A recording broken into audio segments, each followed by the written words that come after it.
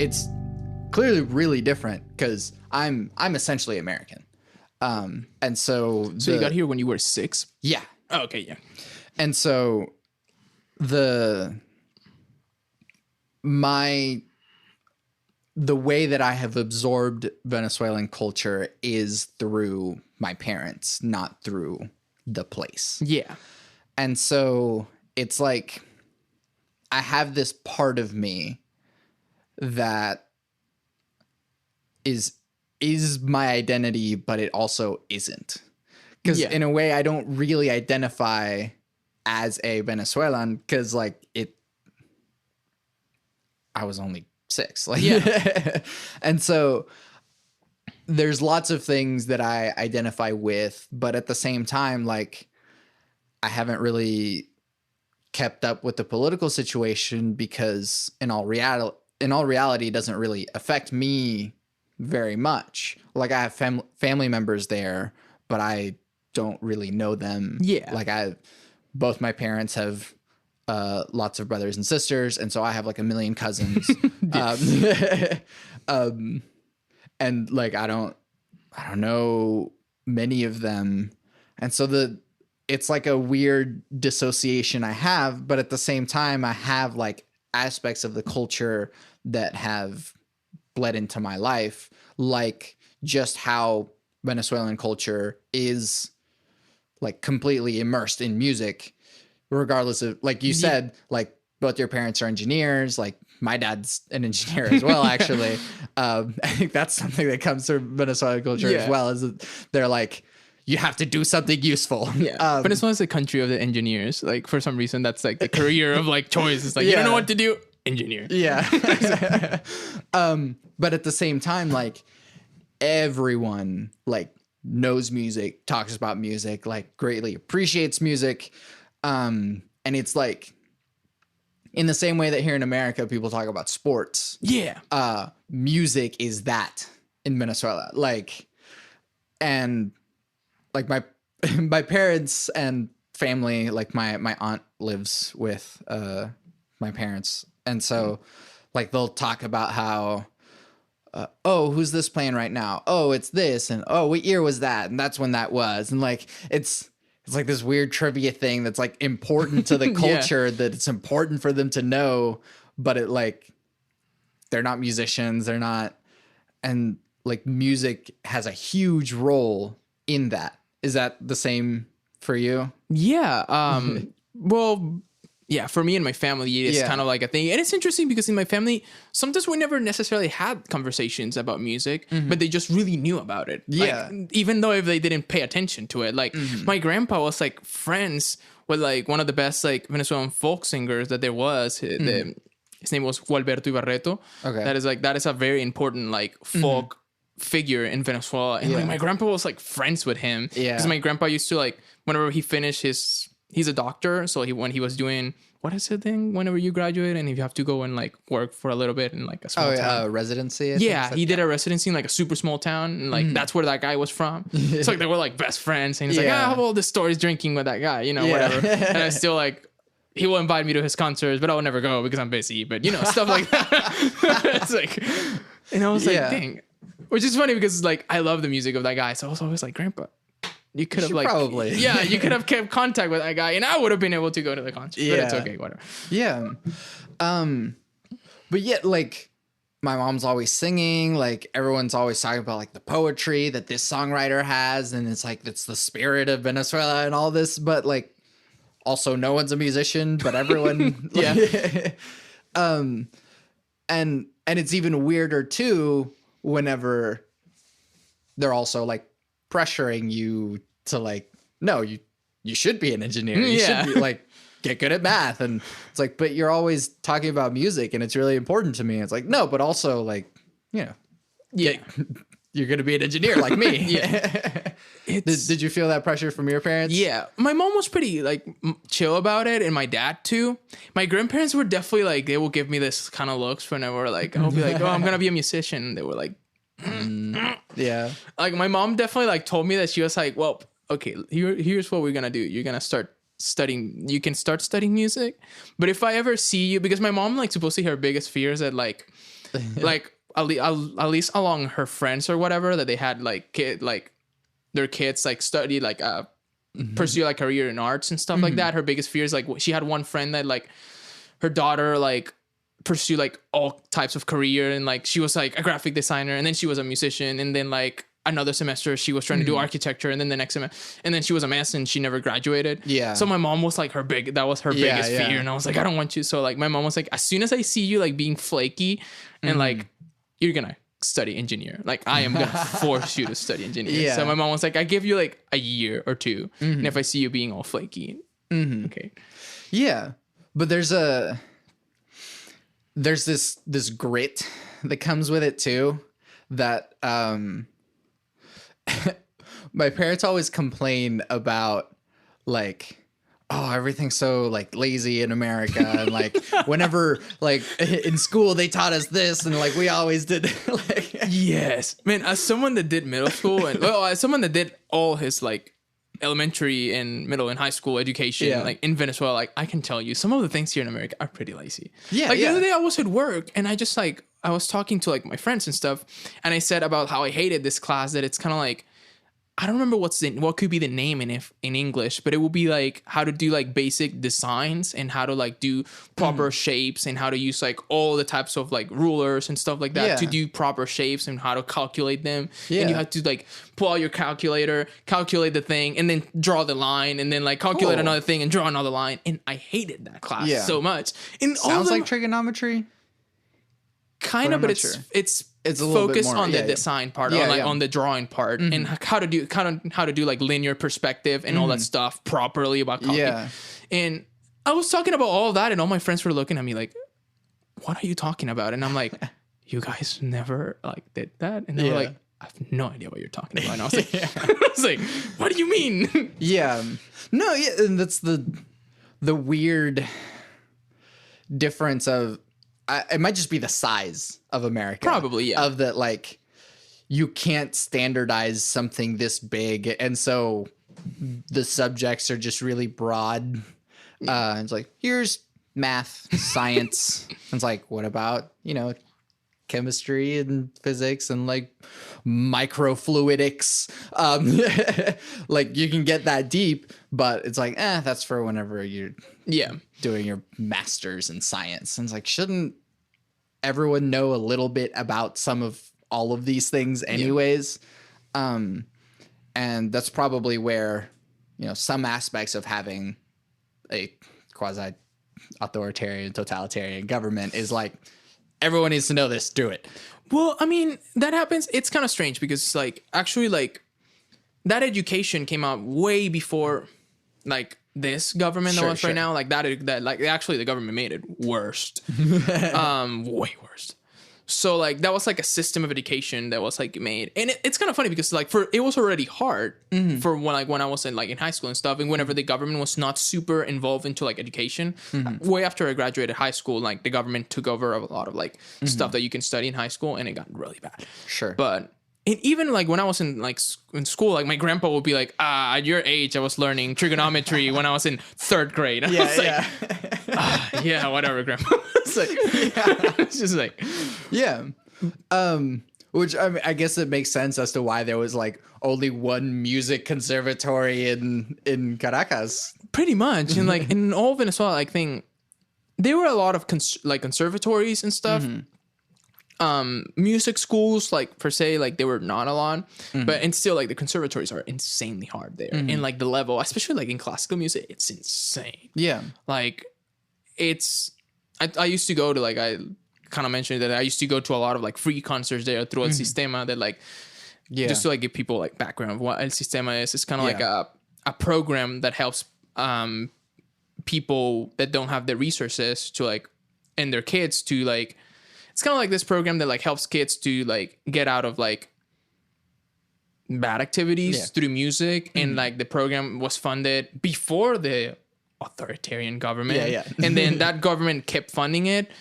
I was like the only kind of good thing that they did. That was at least they kept funding it.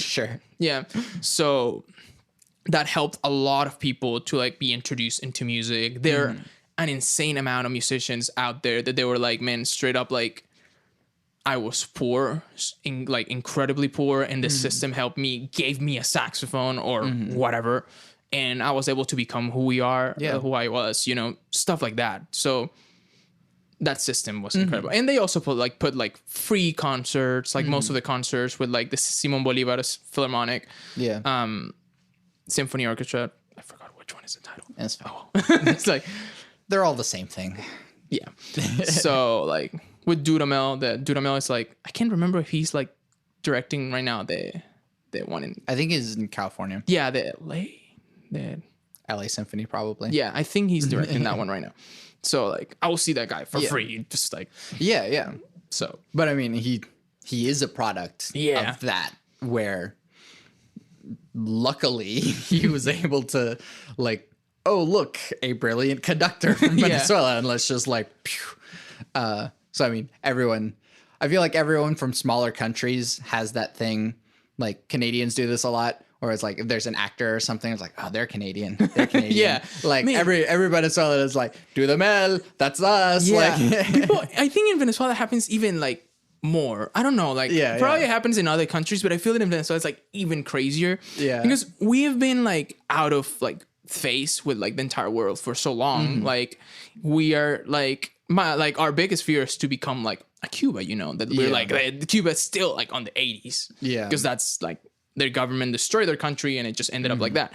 So Venezuela has been so out of phase of things that we get so proud when people actually make it, because there's people, it's easier to name a bunch of Mexican actors or musicians or Colombian and stuff like that, but it's kind of hard to find the Venezuelan ones.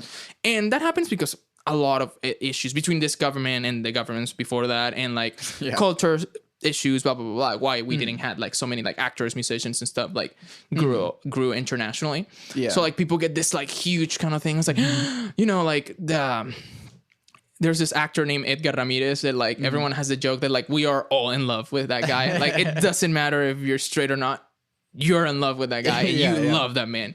So I can't remember what the movies that he came out. I know that he was the evil guy in the Clash of Titans. What was that movie? I don't know. But, he's been in a bunch of famous movies that I can't remember right now. Which is sad. I can feel all the Venezuelan community already. You should know. I should know. But it was. But in spite of everything that Venezuela is right now, especially it's amazing to see, oh, these people rose above all of that. But it's also kind of sad because usually the reason that these people rose above is because they left. Yeah. And it's a shame that I know that, I'm gonna reach a point where, okay, Venezuela seems put back together enough for me to go back, but that won't be for a long time. And I don't know, I'm missing a part of me, but I also don't really know that. Yeah. Do you, and I see it with what you do with you put Venezuelan music into jazz, and how, I guess this is a dumb question, but why is that important to you to do? I think it's a matter to I feel that how do we explain this? Because there's two types. I feel that there's usually two types of people that leave. When someone from Venezuela leaves, sometimes we are either it leads us, that anger and the sadness that it's from leaving our country, what we know, our language, blah, blah, blah, blah, leaves us usually to take two paths, and they're kind of extreme. Either I don't care about anything about Venezuela, and I'm just gonna completely disconnect from that. And there's people like that. They're just I don't care. I don't care about the politics. I don't care about anything anymore. I am from whatever country they're living now. Yeah. And there's the people that get overly Venezuelan after they leave. And they're I am gonna use have you ever seen those Venezuelan hats, the ones that have the three collars? And I'm gonna use that hat. I'm sure there's some hat somewhere in this house. Yeah, pretty sure. And I'm gonna use that hat every day, and I'm gonna use a T-shirt that says Venezuela every day, and I'm gonna tell everyone that I'm from Venezuela every single day, you know. And it gets to like this point is that like I still like, I guess my Facebook feed and Instagram feed is still like half in Spanish. So like people make these memes about like some guy in like, I have no idea, in Europe, like he painted his house like the colors of the flag. And it's kind of like, man, that's too much, you know? Just like, you know. So I feel that it's always important to like find a balance between that and kind of like, well, how do I can let people know that like, where am I from? Like, what is my culture? What is important to me? And it's also kind of like a matter to like grew consciousness about like what's going on. I want to like share to people. It's like, hey, this is a situation. Just want to raise awareness about all this, but without being like overly like, you know. So yeah, I found that like jazz was a good way to do that. And and it's a way that I can connect with the people that like that community that I share without being like directly, because I'm not playing it. Sometimes I'm playing tunes that are like folkloric Venezuelan tunes in a style that is not folkloric at all. I go grab a tune. I've grabbed a tune and just play it swing or just make it in a kind of like a different contemporary weird ballad or something. And people, man, that's a cool tune. And you know, no one like thinks that that's something folkloric besides the title or so it's kind of like my way. And then you get a vocalist and I'd be like, this room will get that joke and no one else. But exactly. And I don't know, it feels weird to kind of ham-fistedly go like, hey, by the way, Venezuela's a shit show right now, and you should know that. But also here's music. And it sucks because that's what like every Venezuelan is in like, hey, by the way, I don't know if you know this, but like shit sucks right now in Venezuela, and like there's not much that I or you can do anything about it, but I feel like you should know. And like I think I'm gonna be like 50 before I go back. Like I don't pretty much. I don't know. Me neither. Like I don't know when I'm gonna go back. You know. So it is kind of strange. I feel that like one day I'm just gonna go and I'm gonna be like 42 and I'm just gonna whoever I go, I'm gonna be like, that used to be the bar that I used I had my first beer, and then I don't know why it's gonna be a Walmart now. I don't know. Right. Or like, I don't know. Oh, there's gonna be nothing. That's the like worst case scenario. But like, I don't know. And the other weird part too is that we're also like kind of an afterthought to the rest of the world anyways. So it's like, would Venezuela even get like bombed or something if they got involved in like some Russian war or something? I doubt it. Just be like, Venezuela, why do we need to send troops there? Like,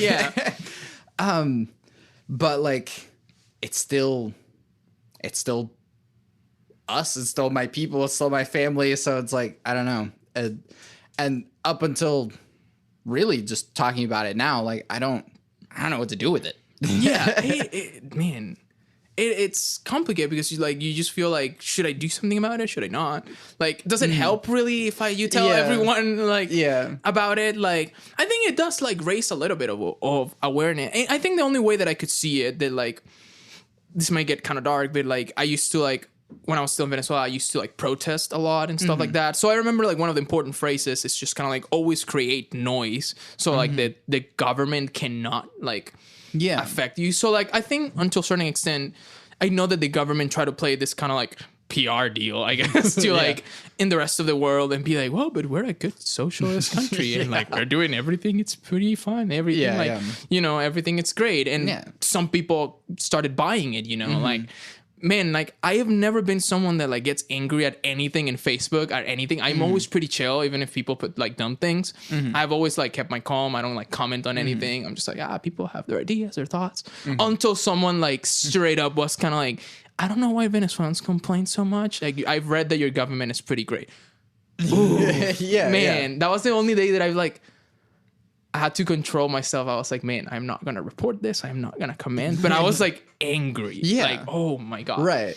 Well, because the other thing, it isn't just like, here's stories that like other people, like everyone has their own story of like, I was in this and like there was a gun to my head and like everyone has that story. And it's like, you can't just, oh, well, it's not so bad. Yeah. Like, everyone has, like, yeah. Yeah, I remember that my dad showed me a video about like there was like a clash of protesters in like a U.S. embassy in England, I think. So, and it was literally Venezuelan people against like a bunch of like British communists that were like, oh, Venezuela is great and stuff like that. But there was not a single Venezuelan on that side that supported the government, and they were like. They were trying to interview them. It's like, why do you support that? Have you ever been there? Do you know what it is to be there?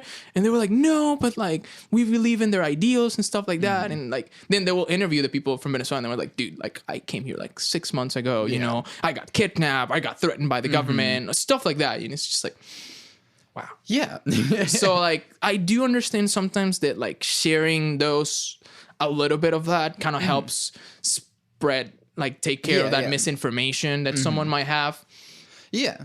But it's still not something that it helps that much, you know? It's just kind of like don't support that government, you know? It's just kind of like that. Well, that's it does help also to put things in perspective as well. If we're like, oh, our government is like tyrannical here in America. And it's like, to an extent, yeah. But like... yeah, it's just like, you don't know what like friggin' helicopters throwing bombs on schools, like how tyrannical are you getting, you know? Yeah, it's kind of like here you still can say whatever you want, you know? You can just go in streets and be like, I don't like this guy or I don't like the other guy, and you'll be fine. Like no one's gonna like, someone might say like, I don't like you. Well, okay, cool.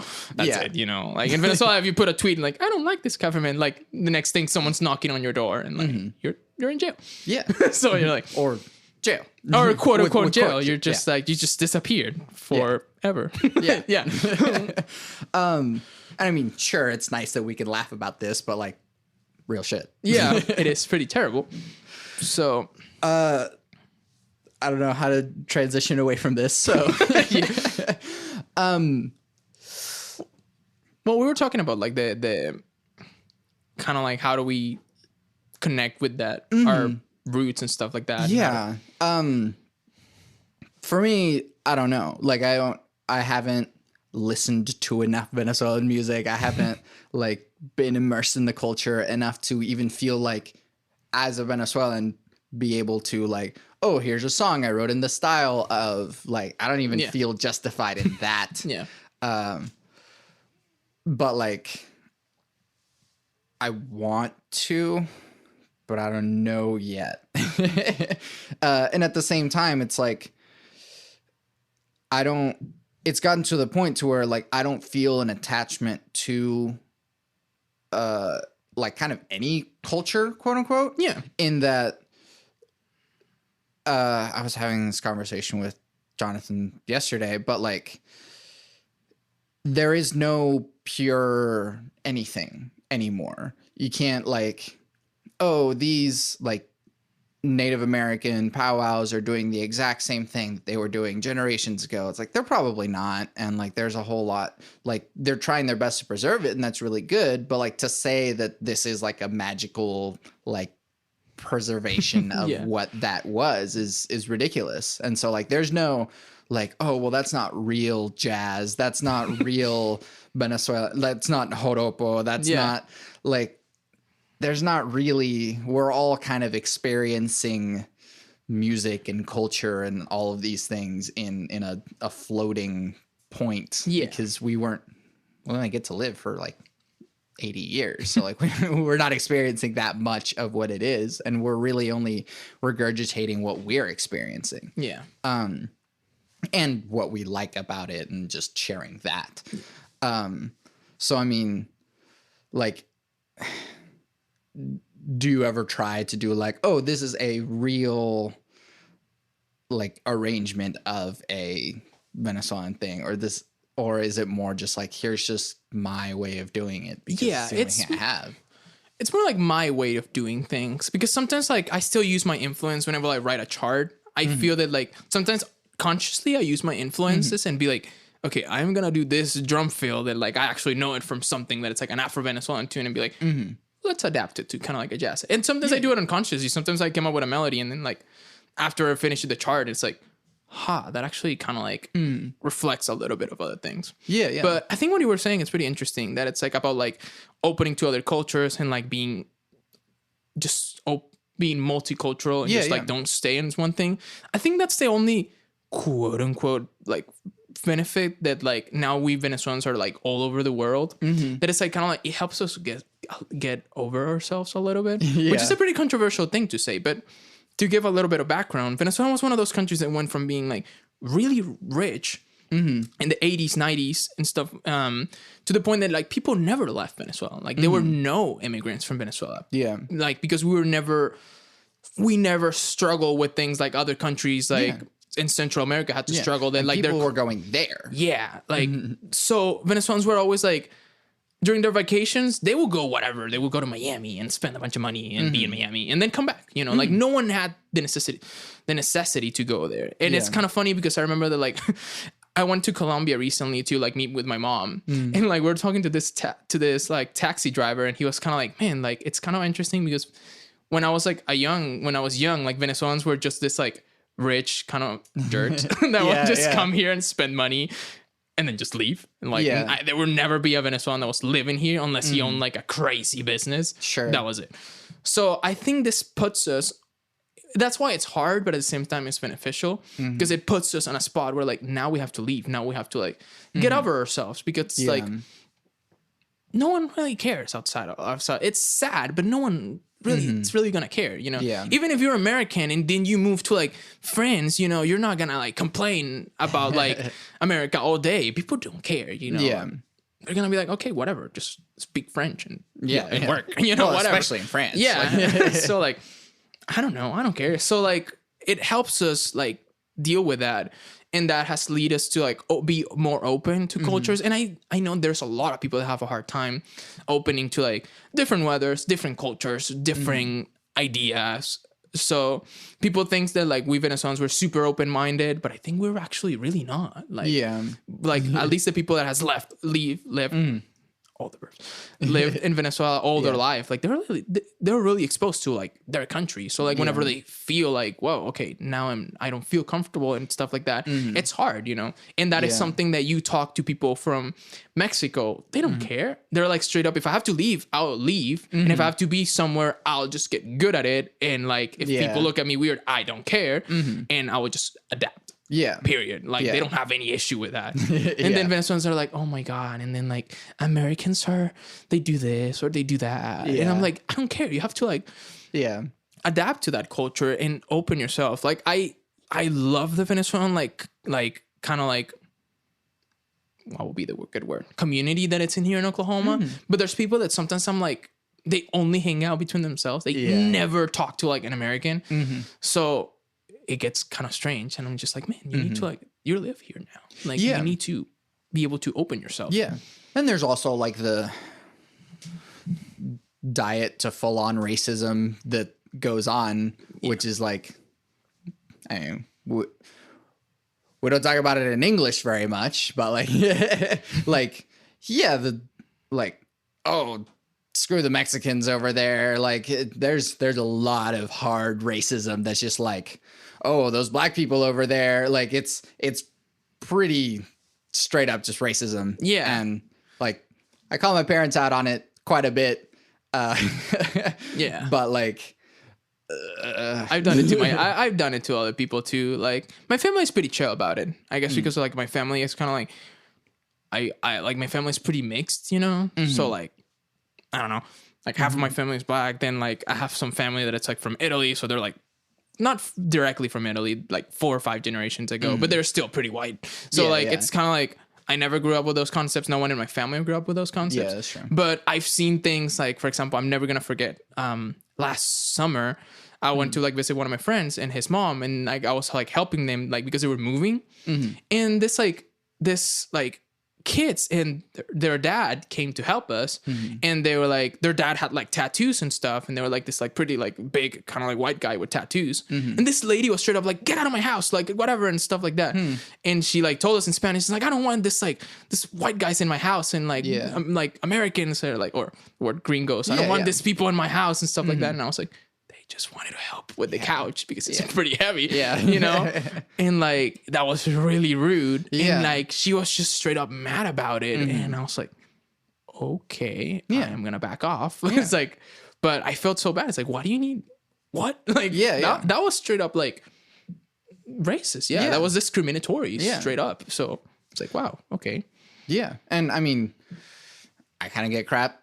My wife is white. Like, my girlfriend is white. So like, and I kind of get crap about it. It's like, oh, are you dating, like finding some Hispanic girl, some Venezuelan girl? And I'm like, why do people always assume that because you're Hispanic, you have to date someone? Yeah. There's always like, I used to like when I lived in Tulsa, one of my best friends was Mexican, and people always thought that we were gonna end up dating. And it's like, why? Oh, because you're both like, we're both what? Like, say it. You know, it's just like, it's not like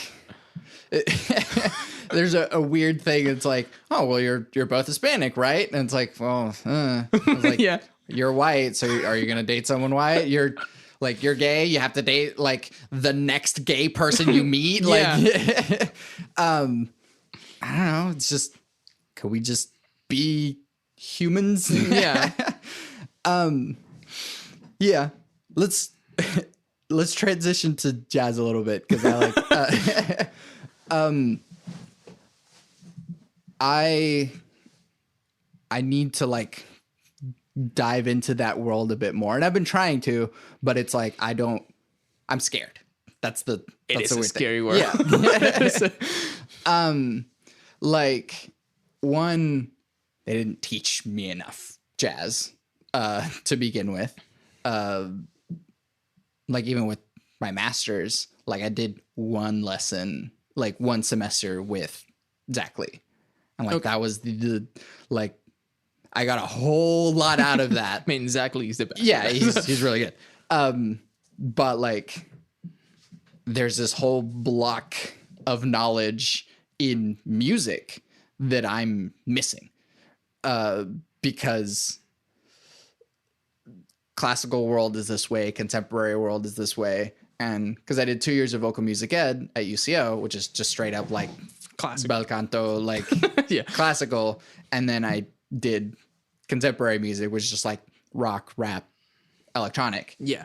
And the exact middle of that is jazz. It takes the best things from contemporary world, takes the best things from classical world, and like puts them together in this like, hey, you want to improvise? Yes, let's do that. And it's freeform and awesome, and we can experiment. Hey, you want to like get rigid and heady about it? Like, we can do that. And it's like a great place right there. And that's kind of where I've been torn between the two. Like, I can draw you a 12-tone matrix any day. Like, I'm and I know my theory, and I music production, I know how to I can explain to you ADSR and how transducers work and all of that stuff, but like the in between where it's I feel like jazz is the bridge between your head and your heart. And contemporary's all heart, classical's all head. And I'm missing that. How do I make my way in, I guess? Let's see. Everyone has like their own way to kind of like approach it, because it is a scary world. And like in my case, it was like a little bit easier because I was like in a group of friends. So it's easier when you can just nerd out like a group of friends. Like, especially like when I was like, I started into jazz, I was like around 18, kind of 17, 18. And like, I will hang out with a group of friends, and we will just straight up like, we will go home, and like pretty much our thing was just go home, go to YouTube, like find tunes or whatever, and then like meet in one of my friends' house and just sit down and be like, man, there's this tune called Spain by Chicoria, and like that was our tune to nerd out. And there's this video about like Bill Evans playing an artist that it's incredible, and it's like, wow. So it's easier that way because you can like talk about it with someone, and with them we will try to play it, because it was a coincidence that we were like, I will play bass. My friend where we will meet, his name is Rudy.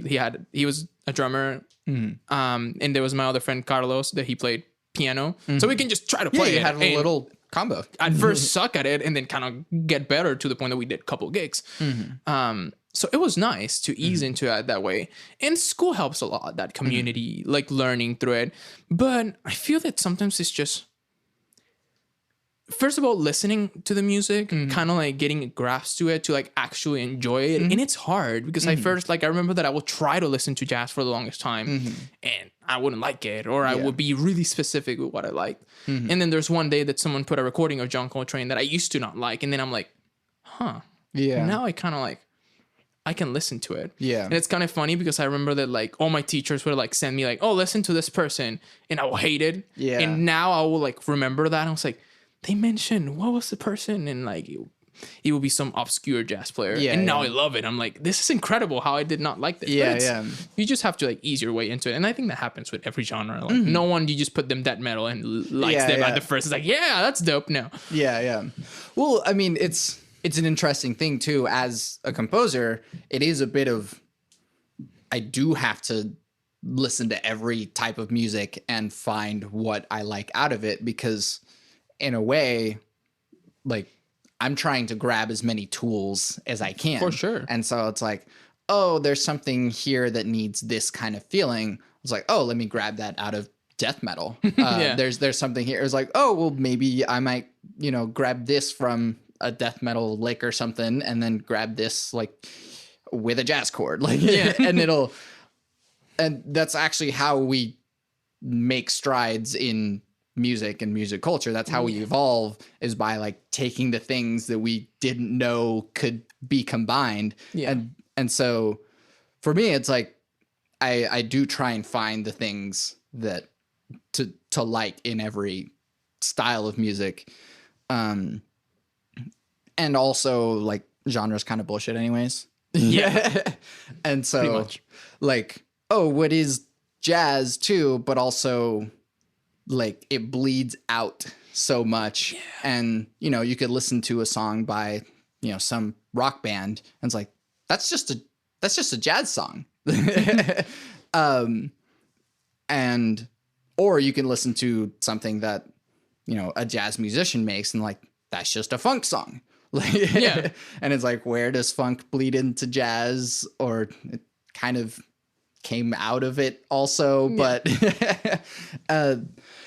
like, I don't know, it's hard because there's so much pressure behind it in that world too, of like, the old cats that are like, that's not the thing, and I don't know, that I think that's what pushes me away, is the purists who are trying to like, well, you're not really doing the man, it's tough. And I can tell you that from like, as someone that started on electric and then had to like figure things on electric, I already had people like, you shouldn't play electric on that. That's not translating. And I would be like, buy me an upright then. So like, but you get this.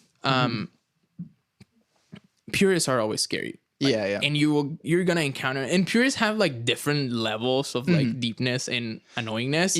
Like there's always gonna be the guy that like, they're like, you're not playing that tune how it's supposed to be played. Miles Davis used to play, and it's like, but I'm playing it the way, I don't know, Herbie Hancock used to play it. No, but it has to be the Miles way.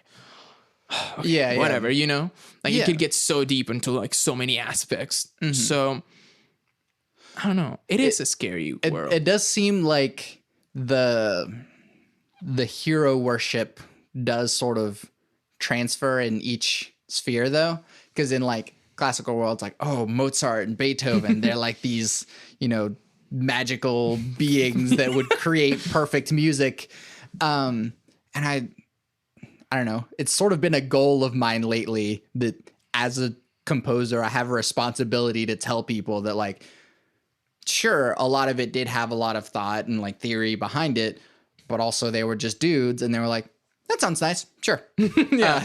And for music theorists to be like, oh, well, the reason that this is a ascending melody to a descending melody has to do with how Napoleon at the time was. It's like, I mean, sure, you can read that into it, but also like, could have just been a nice melody that he was like, let's do that, and then puts the chords underneath it, because it takes work to turn an idea into something. And then it's not like, oh, before I write this symphony, let me just lay out all of this historical significance and put out a thesis about why this whole thing is 5-1 and why that means this thing. And so that's why it's like, no, there was like generations of just, this is what a sonata form is, and this is how you do it, and this section you do this, and it's like, that's just what you do.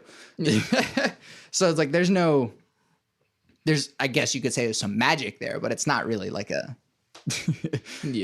Yeah, Beethoven was some form of genius, but like not to the extent that like he thought of literally everything. And he was a genius in the fact that he could create beautiful music in like different, like what was different at that moment. Yeah. I found that example because that's an example that happened with the Beatles. There's a tune called Norwegian Wood that like, I remember I talk about that tune whenever I was like taking a class about modal harmony, that it's like, oh, the Beatles stopped because that tune is like modal and like it does like a bunch of modal interchange, and it's a pretty strange tune to analyze, and it's pretty interesting. And like people are like, oh, the Beatles thought about that and stuff like that, and they like Paul McCartney just sit down and analyze chords and realize their relationship, and it's like, dude, he was probably just high. Yeah, with a guitar, right, exactly. And just sit down and be like, this sounds dope. Yeah, so, exactly. Like, and then like, have you ever stumbled into a scale? Like, yeah, sometimes like I figured out a double harmonic scale like by myself, and I thought I would just like, whoa, I found the sound, and it's like, yeah, that's a thing. Like, it exists. So. Yeah, but like, you know, there's only so many combinations that you can move the whole and half steps in a scale anyways. So like, of course someone's going to be like, oh, cool. Like, you found a mode. Yeah. Like you can do that. Yeah. And yeah, you could accidentally like, whoa, we're in Phrygian now.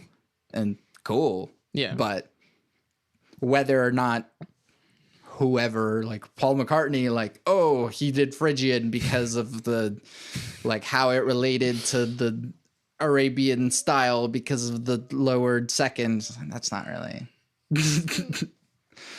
it sounds cool. Yeah, it just sounds cool. But to approach to jazz, man, to kind of like answer the question, Vic, I think the best way is kind of like approach it.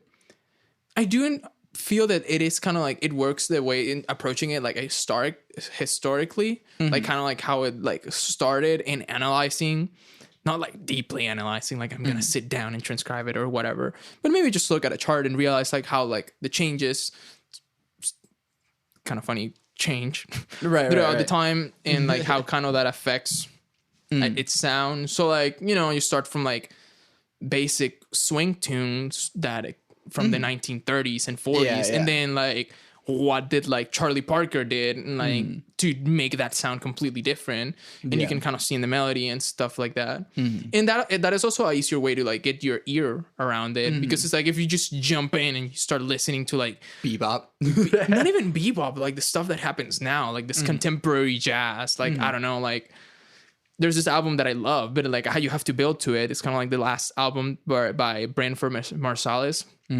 He's a tenor saxophonist. Okay, he plays tenor or alto. I think he plays tenor. But his quartet released an album last year, and it's amazing, but it's pretty out there. You know, it's kind of like it builds all the way that like onto like where jazz is right now. Yeah, and if you don't know anything about jazz, it's just gonna be like, the heck is going on? Yeah. So like you kind of like get your head to understand these concepts. You just kind of like go Charlie Parker, okay. Then what Miles Davis did, and Miles Davis is one of those figures that did everything, you know. So like you can listen to just him playing bebop, and then you can listen to his second quartet that was kind of like bebop, but not really. But it was kind of strange. It was called post bop, and then he released the weird. Have you ever listened to Bitches Brew? Yeah. So he released, so cool. Yeah, and then like all that kind of stuff kept happening, and he was keep like pushing it. And I don't know, you just kind of like start finding. Yeah. And it is one of those things that like jazz is still one of the only things that at least personally, it keeps me doing this thing that I used to do when I was like 15. That it's kind of like when you discover like a cool band, and I just go YouTube video from YouTube video discovering new bands. Yeah, that's still kind of like I still kind of do that with jazz. So it's just kind of getting into like that like rabbit hole of like, oh, who was this person, or who was the other person? What is their sound? Yeah, and then you kind of like take a peek at the chart that like you can find now the charts in all the real books or the Aber sold books. Yeah. So And you kind of like get into like, oh, he like at one point they just like, oh, you know what? We're not going to do like all this crazy changes anymore. Like Coltrane did this thing called Coltrane changes that are absolutely insane and they're pretty hard. And then someone was just like, you know what? Like, I'm sick of playing that many changes. Let's do something more spacey. And then like comes out modal harmony and there's like 8 bars of just A flat 7 sus. Yeah. That's it. That's my tune. Deal with it. It's like, wow. Okay. Yeah. And there's a lot of those actions and reactions to in everything. I'm gonna hold that thought because it's very cold in here and I can turn on the heat. It is kind of. Yeah. Dang it. Okay. What's the stuff that, I mean, you just kind of mentioned this album, but what's the stuff lately that has you going like, man, this is the future? Man, the future. Because there's two like kind of like sides to it. There's the people that like are like now like mixing jazz with so much stuff. There's people like Robert Glasper and Robert Glasper is this like pianist that tries to mix a lot of like hip hop with jazz. And it's not particularly like my favorite thing to listen to. To be honest, I barely listen to it. Sure. But I do understand like his influence and how much he's pushing to develop this like new style of music that is all together. He was one of the guys that like, oh, was it him?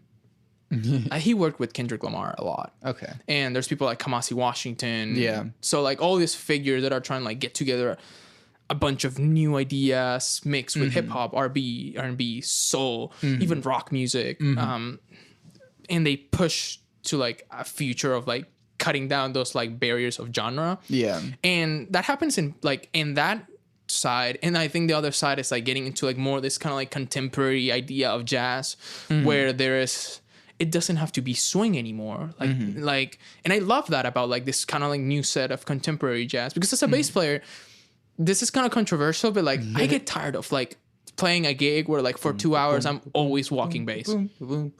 Like I get tired of it. Like I need to play something else eventually.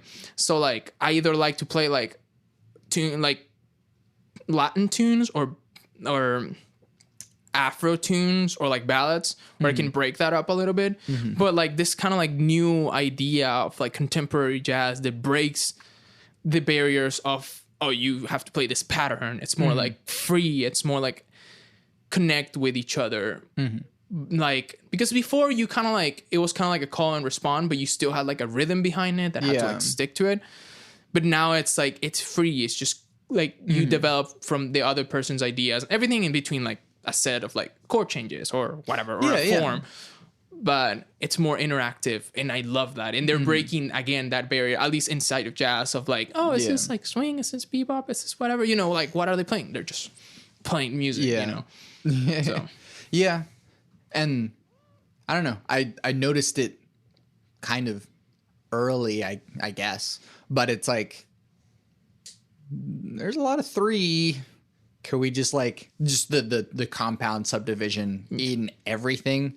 And it's like, even with myself, like if I stay too long in like a triple subdivision, I'll like, all right, I need to do something in 4. And I sort of tend to naturally write songs in 6/8 anyways.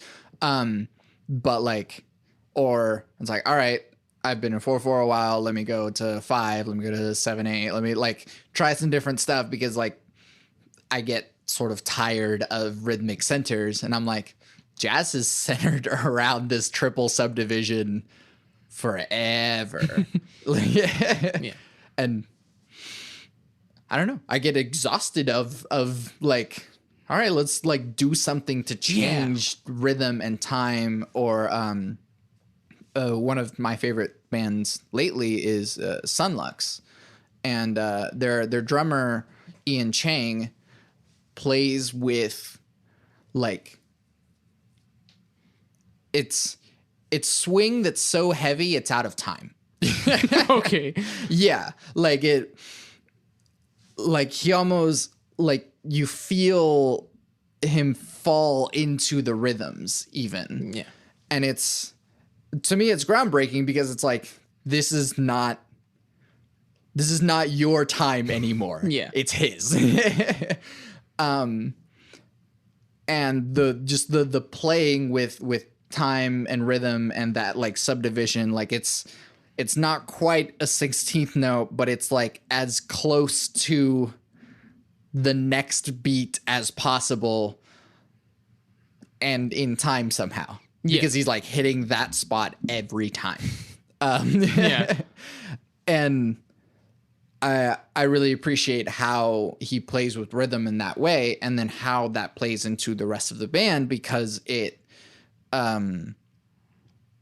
the flow of the songs feel different. Like there's a heavy downbeat, but the spaces in between are somewhere else.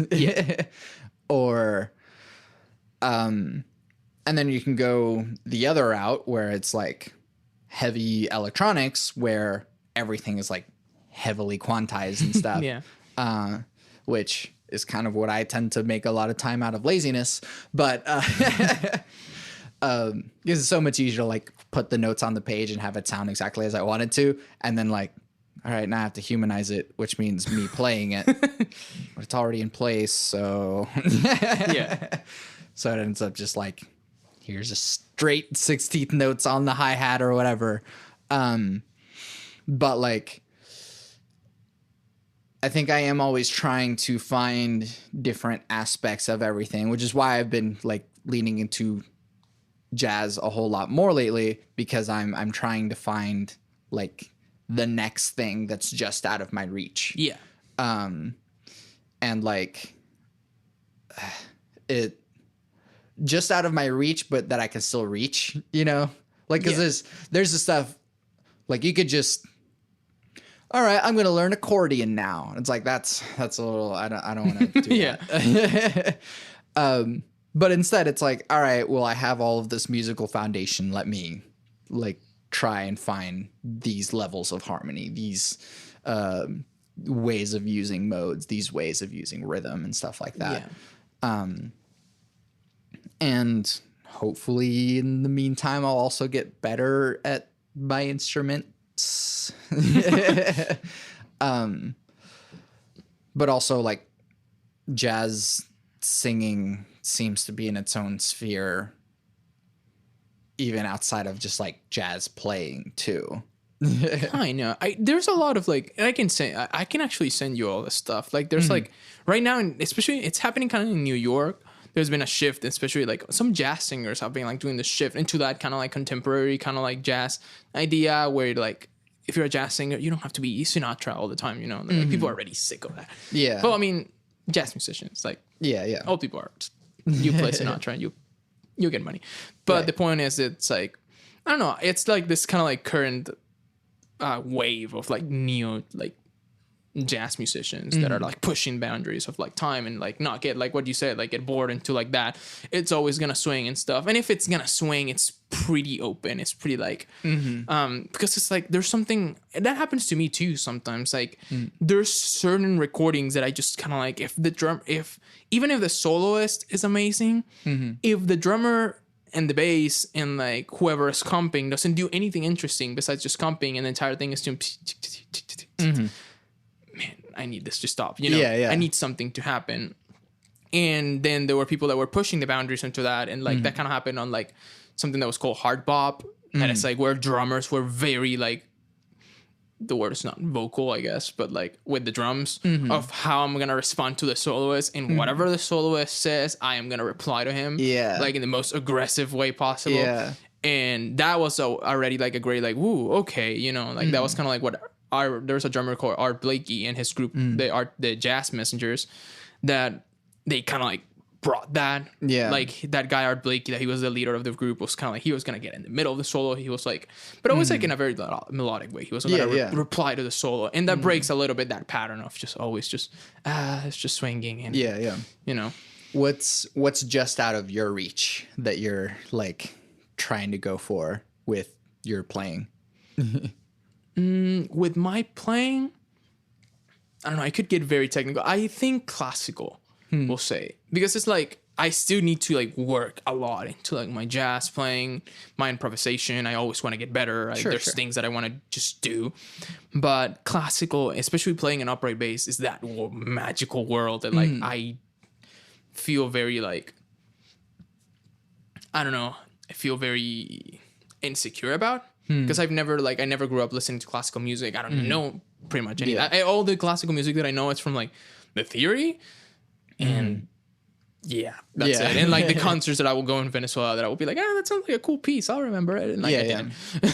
So but I was never like influenced and like influenced. I was never in an orchestra program and stuff like that. I did one semester in orchestra in UCO, and that was the hardest thing that I've ever done. Really? Yeah, because I just like, I didn't have like the chops, I didn't have the sound.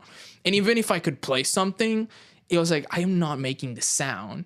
Because in jazz, everything is about to like get your own sound, like imitate people, but to the extent, like the goal is to get your own sound. And classical is not. You have to sound very specific. way. Or you want to fit the ensemble. And it's like, wow, okay, how do I do this? And it's still hard. Like I'm still kind of like working on it slowly, like try to get better at the bow, because it's like I still don't feel like the bow is like an extension in my hand, and that's what it should feel like. Because you talk to a professional violin player or a professional like classical bass player, and the bow is just like an extension of it.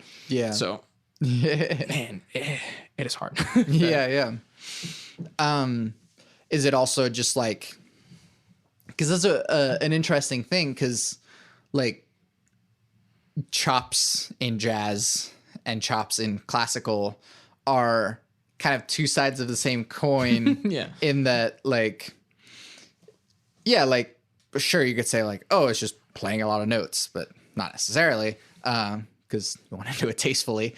But like, sure, let's reduce it to playing a lot of notes, and maybe that does transition into like classical. Oh, look, here's a lot of notes on the page. But the difference too is that like there's a kind of an intent for the notes on the page, rather than whenever you're improvising, it's like, ooh, here's a cool, chop-y lick that I'm doing, that I'm just kind of throwing in here. But it like, that's kind of a spur of the moment thing. Whereas like there, you can imbue intent into every single one of these like, 16th note runs in this piece, in a classical thing. And it's like, you want it to start this way and end this way. And this is how, like, you want to put an accent on this beat and stuff. And it's like, that's a lot to put into one space. And that might be why I tend to lean more contemporary anyways, because it's like, I am probably a little bit more heart than I am head, whenever I'm performing music, which is like, I know what I want it to feel like more than I really know what I need to do to make it that way. But I don't know. I've been battling with, being like the best at something, like, and that's kind of the hard part of like you being a performer, you kind of have to keep those chops up to like stay at that level with everyone else. And I feel like that ship has sailed for me. Like, I don't think I'm going to be like at the level of a session guitarist or a session bassist or like even to some extent a session vocalist. But like what I can do with myself is the only thing that I can do. And in some parts I'm like scared to, I guess, let go of like, am I ever going to be a shredder on guitar? I don't know. And that's okay. And it's scary, but it's hard to reach that point to where like I know my identity as a player or as a composer or because I'm still kind of coming out of that phase of making things that sound like real things, quote unquote. And really just making things that just so happen to sound like me.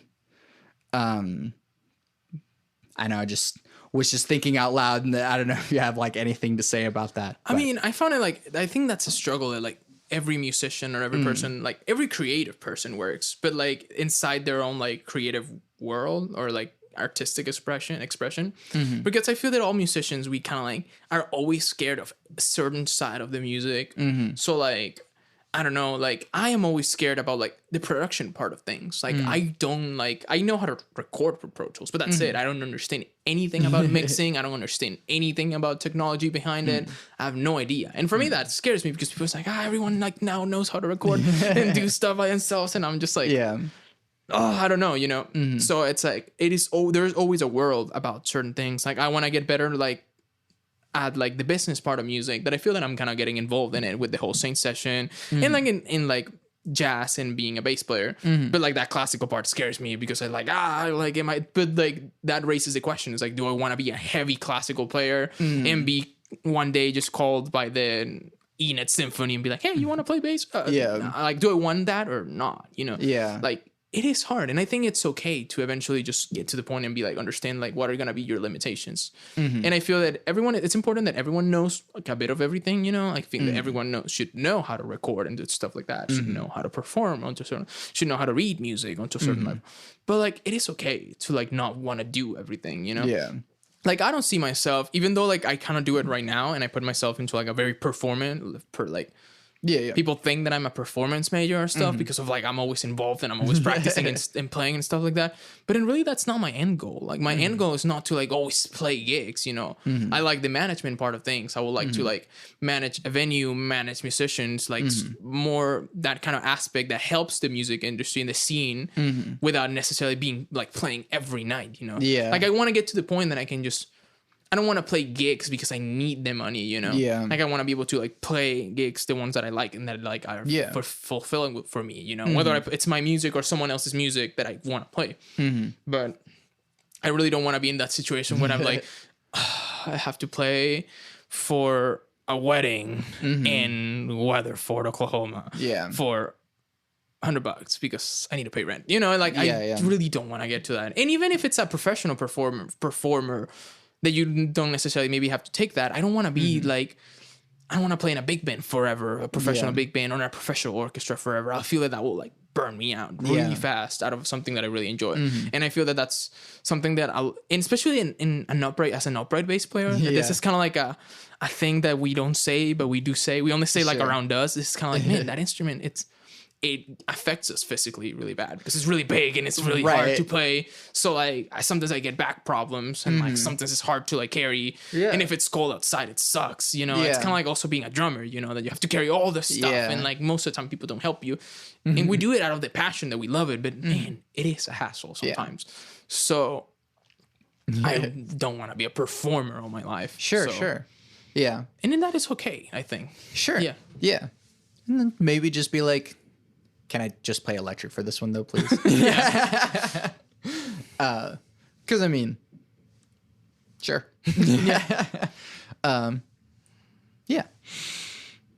Plug your stuff. Like plug your stuff. What do you got going on? Like promote your things. Let's see. Well, I work with Saint Session, so this is a weekly jazz related event that happens every Thursday at Saints. It's an incredible pub, an incredible venue in the Plaza District. It's an event totally for free. So like you just bring your friends, have some beers, you know, and just enjoy, just tell people about it.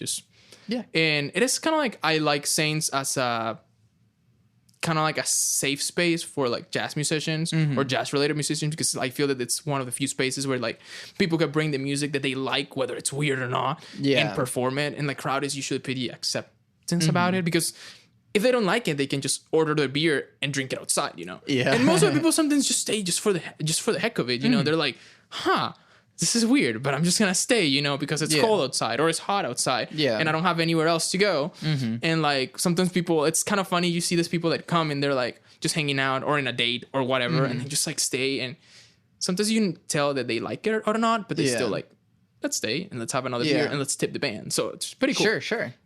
And I want to create that safe space because I feel that here in OKC, we don't have like like a jazz club space. Yeah, like in Duet in Tulsa. I don't know if you've ever been to Duet. It's like this incredible jazz club. It's the only like true jazz club in Oklahoma that brings like the big artists and stuff. Sure. So yeah, I feel that the same sessions is this, and I'm trying to like figure out better ways to promote it. And it's a way of exposing people to that. Even if the musicians are playing like the weirder stuff in this set, it's like, come and experience the new threshold of what people are playing, because expose yourself to new stuff. It's great. And it's like a great place for like, if you have music that you're like, I don't know if this works out or not, or if like this is really weird or whatever, this is the place to play it, you know. Because if you get hired for a jazz gig, a corporate jazz gig, or you're playing for like a bank, you know, like you're not gonna play all the weird tunes. That's where you have to pull out all your Fly Me to the Moons and Girl from Ipanema. Yeah. I was talking to a friend the other day about how like there's a thing about like, I was listening to jazz fusion and he was like, I just think of like rich white people whenever I hear that. And I'm like, yeah, it's crazy the level of musicianship that gets lost on the audience that seems to absorb this music. Yeah. Okay. It's like, yeah, here's like a lot of notes and weird, crazy rhythms. But like all they're going to hear is like, and like, oh, yeah, nice. Yeah. Yeah. It's like, you're not the right audience for this. Yeah. But I mean, if they're paying, sure. It's still an audience, you know? Yeah. It is kind of hard with jazz because it's like, I don't know, there's people that argue and it's like, some people are just like, they don't really like jazz. They just like the concept of jazz. So they just come to this gigs just kind of like to be, I am cool. I like that. But it's like, doesn't matter. It's still people that want to see you, you know? And like, not everyone has to like sit down and listen to your music and be like, he used some Coltrane changes.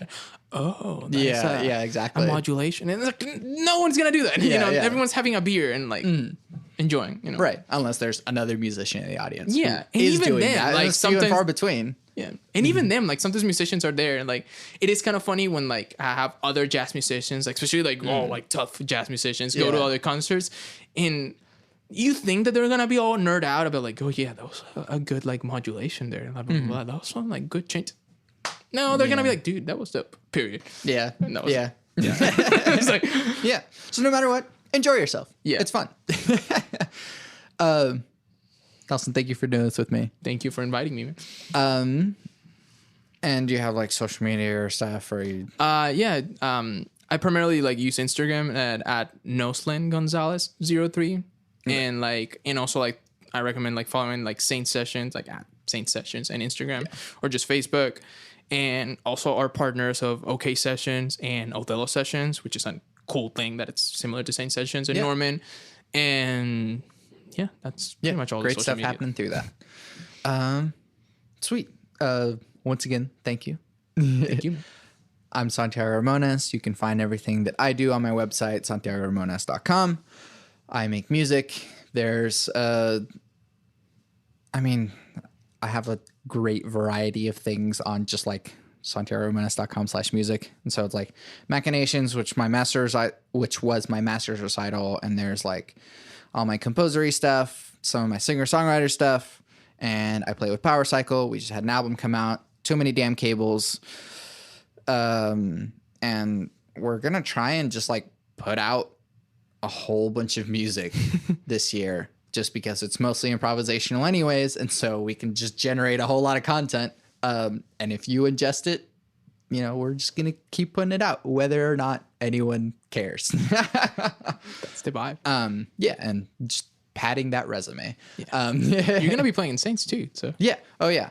That's in May. I don't know if I should like promote that early ahead of time, but yeah, I'll be playing at Saints, singing with Opaque. Cause I got everyone from Opaque and then you and, Logan Fromm and Matty Fleep. So yeah.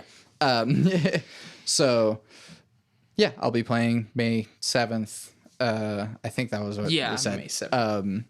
And going outside of my sphere, as I talked about this entire podcast, that like I'm foraying into jazz. And so it'll be really different from what I normally do. So come out and watch me stretch. Yeah, I'm really excited about it. Like, I've kind of been putting off some other projects because I've been thinking about this one a little too much.